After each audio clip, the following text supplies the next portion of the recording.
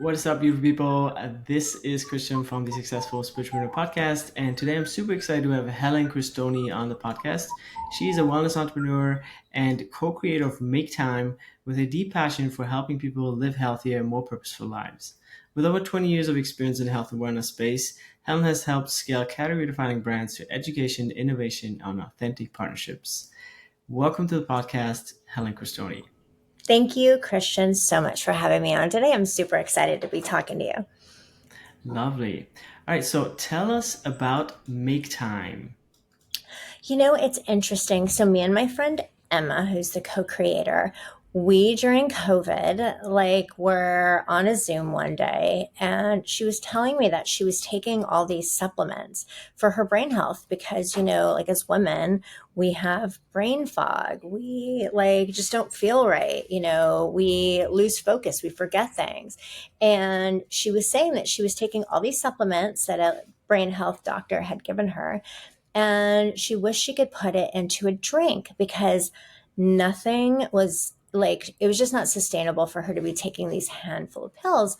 And so I was like, I can do that. I have a background in product development. But then I really started looking into just the space for women around our brains. And really, there was nothing. Everything was very mannish, and nothing on the shelf was really talking to women and their specific needs as women.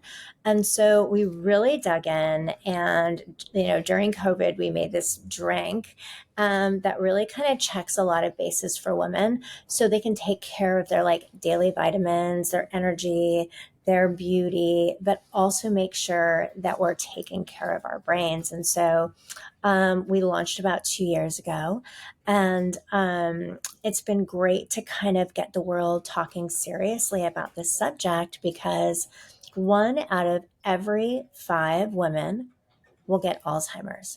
And nobody knows that. No one's talking about that. And that's compared to 1 out of 8 women that'll get breast cancer, which everyone talks about, right? So it's very important that, to me and Emma, the co-creator, that we have this movement to get women thinking about our brains, which is our best asset.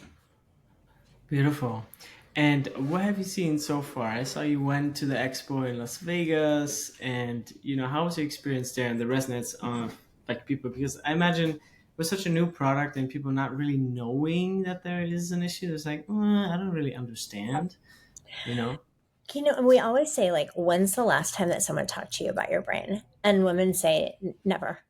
Our doctors aren't talking to us about this. We're not talking about it with our girlfriends. And so usually, the response so far has been, thank you, and thank you for bringing this awareness, because everybody has a story. Everybody knows someone that has had Alzheimer's, dementia. This is everyone's story. And I think now that we're learning so much more about menopause, midlife, just air quality, microplastics, all these things, as women, it's really important that we're just aware of the risks, and it's something you can easily do something about. Beautiful. And what would you say is the secret sauce when it comes to brain health in your supplement, Make Time? God, I think it's a couple things. It's really a lifestyle or really a movement. And so, first of all, when you're taking supplements, whether it's ours or someone else's, just make sure you're taking something for your brain. We have something called Cognizant in our product. It's heavily studied on women. It improves focus, clarity, cognition. And also we have curcumin in it, which is a huge anti-inflammatory. So I think when you're thinking about your supplementation, it's super important that you just don't forget about your brain.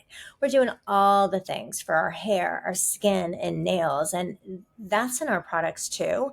So you can add a little bit of brain stuff in there, and then that way you're covering all your bases and reducing some of your risk.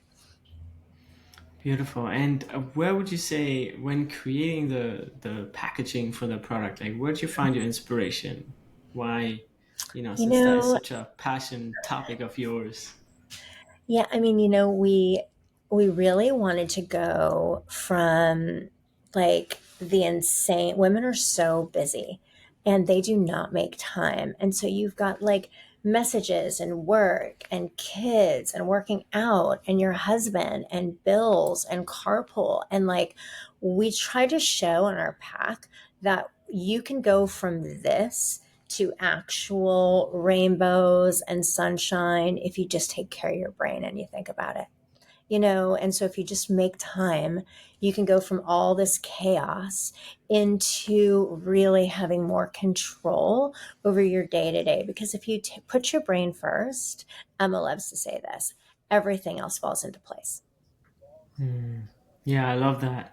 And I think it's so important in a day and age where you just get inundated with, messages and notification, every single hour or even minute of the day. So I think that's a really, really great mission. And what would you say, or maybe what would Emma say is like, why did you guys choose to take the name or choose the name Make Time? Because it sounds more than just a product. You understand? Like there's a whole philosophy behind that.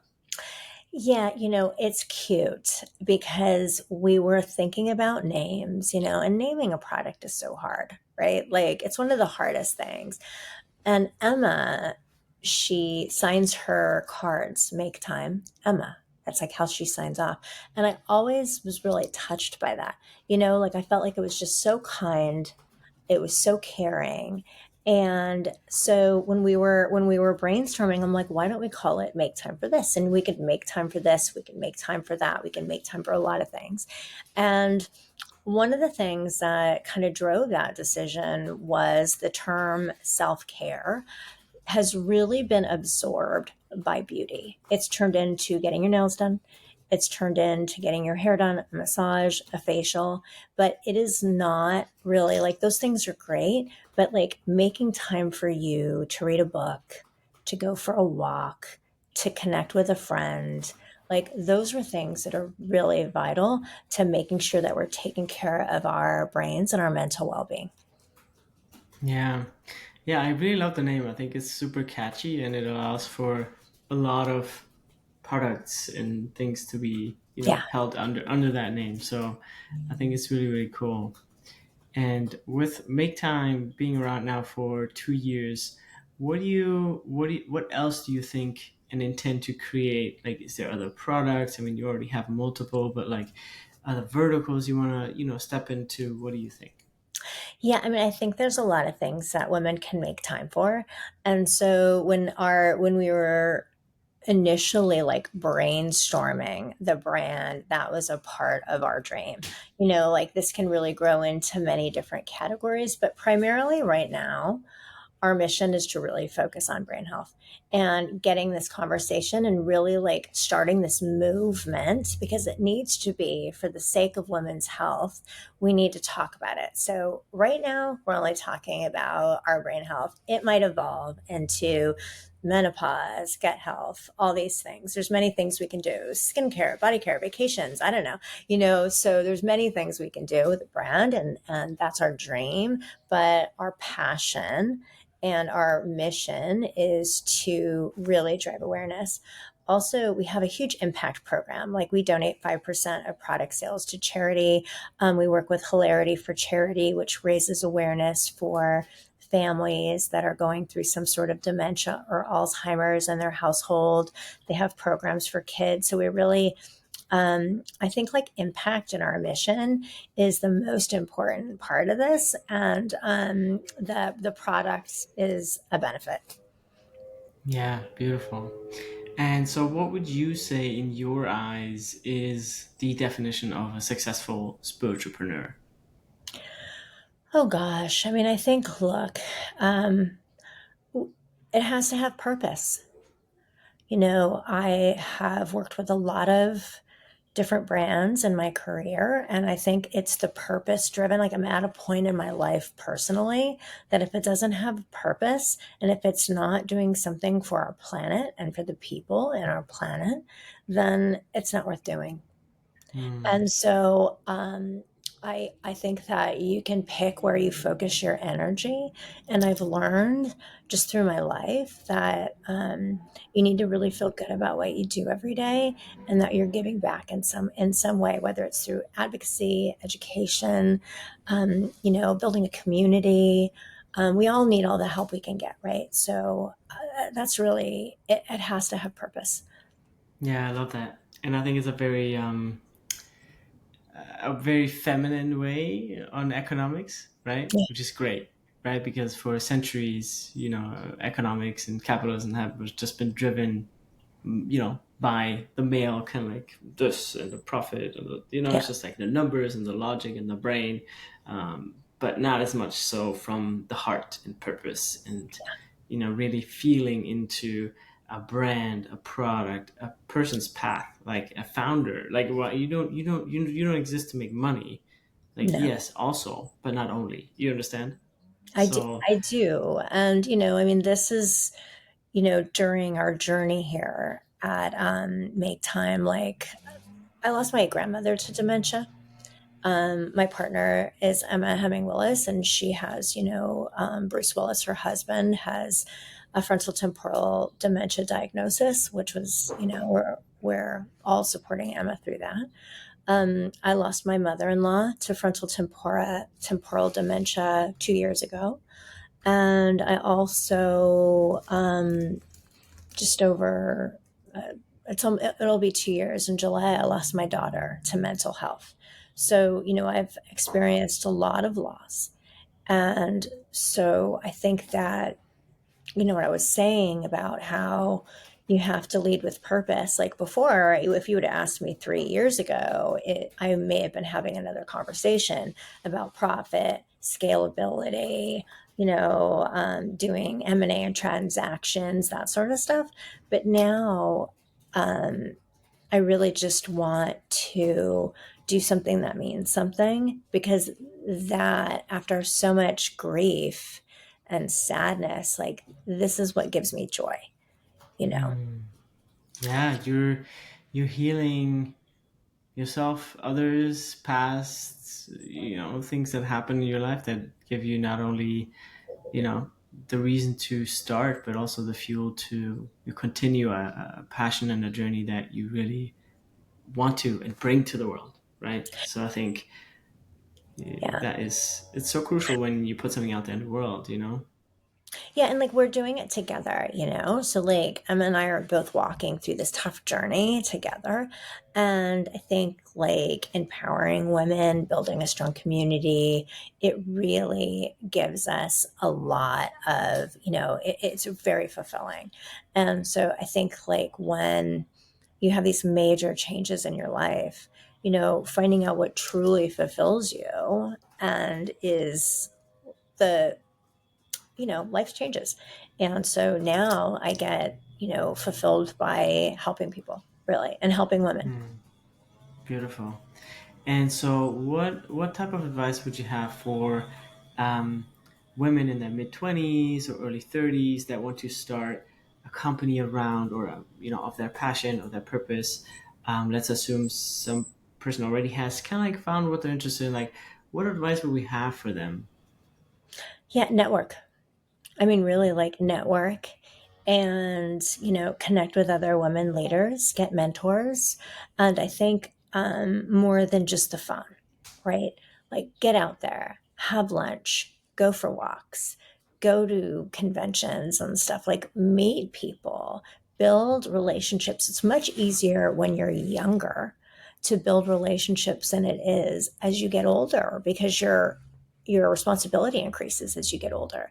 So, when I was in my 20s, I was still an entrepreneur. I was throwing nightclubs, right? And so, like, it was easy for me to connect with people. I was out all the time. I was doing this, I was doing that. But then when I became a mother, I had to give that attention and time to my daughter and my family. And so I think that if you're young and you're a female entrepreneur or spiritpreneur, like find your crew, like your girls, and start asking questions. Like me, I love helping. young entrepreneurs with their ideas. I always have.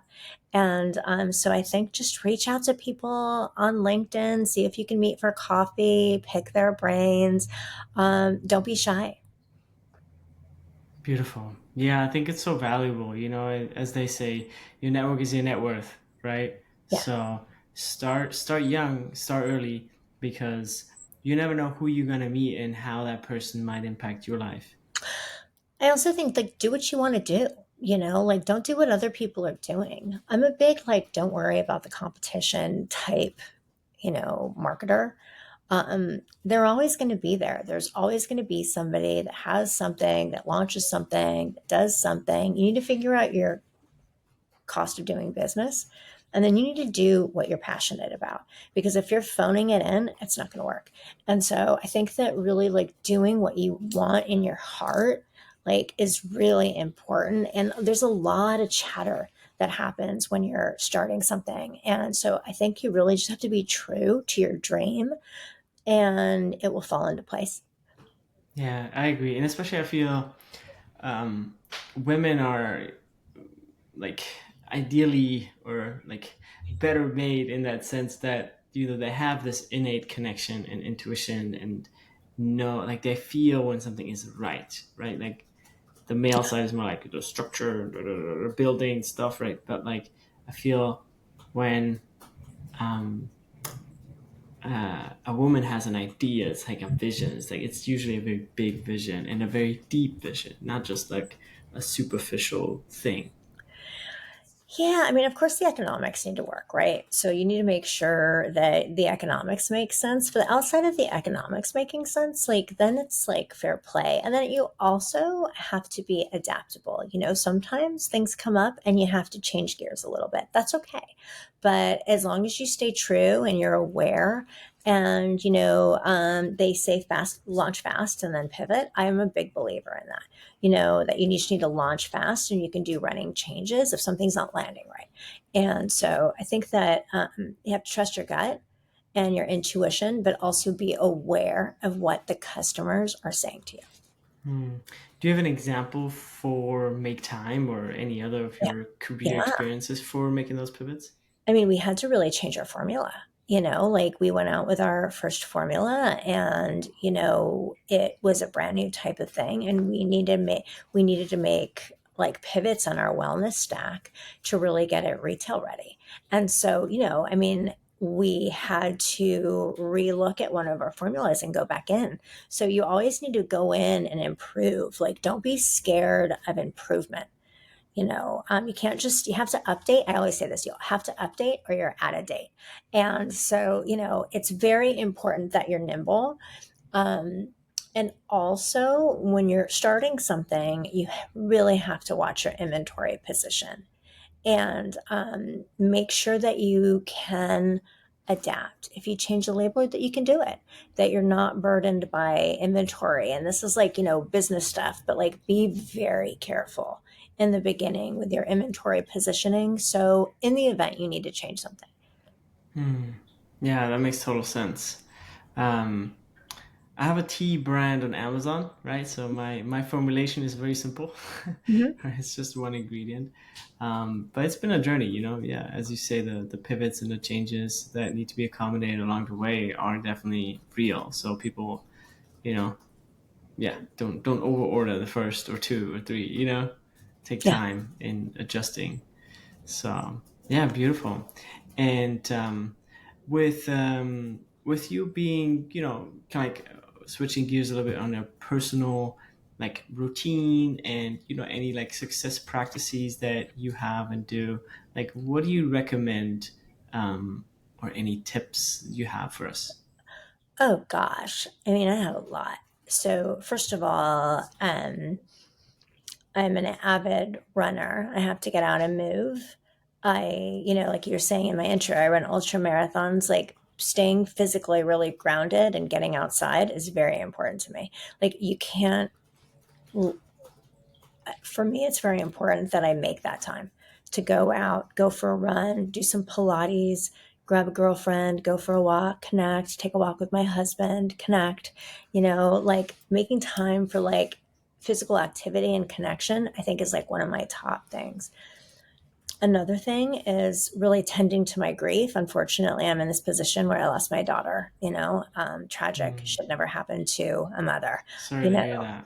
Yeah. And tending to that grief is very important so I can show up for everything else. So I think that, I go to therapy, I do kind of healing modalities, Reiki, meditation. I've really leaned in. Like we were talking about earlier, like 3 years ago, I was a bit more pragmatic and about the bottom line. But now I've had to really transition and take care of my soul so I can show up for everyone in my life, and that's what my daughter would want for me. And I've had to really be open to doing this spiritual kind of soul seeking work. Yeah. Yeah, I think if the inside is just chaotic, right, like what are you gonna do on the outside? You know what I mean? So you have to work from the inside out, right? Yeah, So 100%. it's good that you give yourself, make the time to do that for yourself, Um, yeah, beautiful. And who or what inspires you most in your spiritual entrepreneur journey currently in your life? Gosh, I mean, like I have some mentors. I have a mentor, Peter Spiegel. He's been my mentor for years and years, and I work with him in another capacity, and he has really been, into yoga, meditation, and this just spiritual journey for a long time. And so he's really been very helpful to me in making sure I take care of my heart.